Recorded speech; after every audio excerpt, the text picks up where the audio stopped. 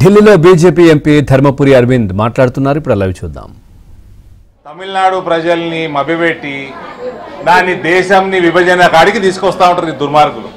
ఈ స్టాలిన్ వాడి కొడుకు ఇట్లాంటి వాళ్ళు అసలు ఏ రాష్ట్రంలో, ఏ దేశంలో, ఏ ప్రపంచంలో ఏడ పుట్టకూడదు. వీళ్ళు ఇలాంటి దుర్మార్గులు ప్రపంచంలో లేనే. Third rated fellows. వీళ్ళు ఏమంటున్నారు? రాజ్యాంగంలో ఉన్న ముచ్చట మాట్లాడుతున్నాం. రాజ్యాంగంలో ఏముంది? జనాభా ప్రాతిపదికన డీలిమిటేషన్ చేయాలి. అది రాసింది ఎవరు? కాంగ్రెస్ వాళ్ళు ఉండేప్పుడు ప్రభుత్వంలో అంబేద్కర్ గారు రచించారు. దాని తర్వాత సవరణలు ఏం చేసినా, ఇందిరాగాంధీ చేసినా, ఏం చేసినా కాంగ్రెస్ వాళ్ళు ఎక్కువ చేసారు. దాన్ని చెడుకాన్ని ఎక్కువ చేసినట్టు కాంగ్రెస్ వాళ్ళు చేసారు రాజ్యాంగాన్ని. ఇప్పుడు సరే, జనాభా లెక్క ప్రకారాలు సౌత్ ఇండియాకి, దక్షిణ భారతానికి ప్రాబ్లం అవుతుంది, దక్షిణ భారతం తగ్గిపోతే అన్నది కూడా అబద్ధమే. ప్రాబ్లం కేవలం తమిళనాడుకే ఉంది.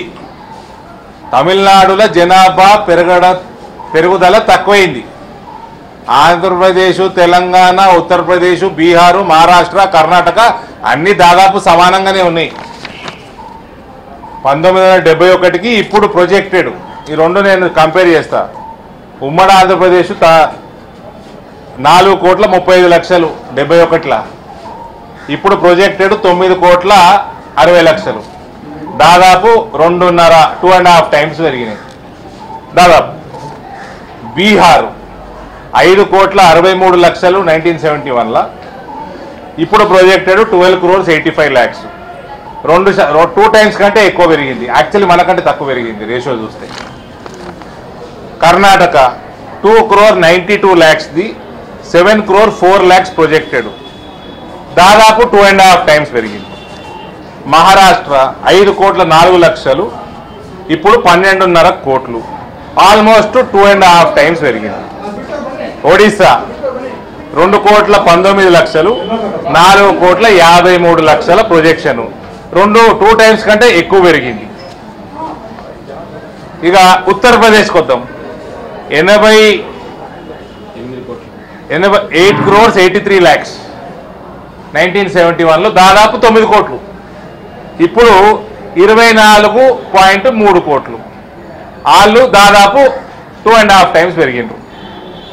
ప్రాబ్లం ఏడొచ్చిందంటే తమిళనాడు వాళ్ళే 4,11,00,000 12 లక్షలు ఉన్నోళ్ళు ఇప్పుడు 7,80,00,000. వాళ్ళేం కూడా తక్కువేం పెరగలే, అంటే 2 టైమ్స్ కంటే తక్కువ పెరిగింది. దీన్ని కోడిగుడ్డు మీద ఈకలు వీకటం అంటారు దీన్ని. వాళ్ళ ఎలక్షన్లు వస్తున్నాయి, అదేదో బూచిగా చూపెట్టాలా దేశాన్ని మొత్తం. తమిళనాడు ఒకటే సపరేట్ చేసి మాట్లాడితే దానికి పదును ఉండదని దక్షిణ భారతదేశం మొత్తం కలుపుకుంటున్నాడు. దక్షిణ భారతదేశంలో కూడా ప్రాబ్లం లేదు. మా జనాభా ఎంత పెరిగిందో ఉత్తరప్రదేశ్ అంతే పెరిగింది, బీహార్లో అంతే పెరిగింది, ఒరిస్సాలో అంతే పెరిగింది, మహారాష్ట్రలో అంతే పెరిగింది, కర్ణాటకలో అంతే పెరిగింది. మీ రాష్ట్రంలో కొంచెం తక్కువ పెరిగింది. అయితే దీంట్లో మీడియా దృష్టికి, నేను దేశం దృష్టికి తేవాల్సింది ఏంటంటే, ఏదైతే లొలి చేస్తున్నారో వీళ్ళు తమిళనాడుకి యాక్చువల్గా వాళ్ళకు కూడా పెద్ద ప్రాబ్లం. ఇవన్నీ కోడిగుడ్డు మీద ఈకలు వీకినట్టే చిన్న ప్రాబ్లంని పెద్దగా చూపెట్టి ఏదో దేశం వీళ్ళకి అన్యాయం చేస్తున్నది అని చూపెట్టి ఎలక్షన్లు గెలిచే పని తప్ప ఇంకోటి ఏం లేదు. ప్రాబ్లం ఏడొచ్చిందంటే, అస్సలు ప్రాబ్లం నేను చెప్తా.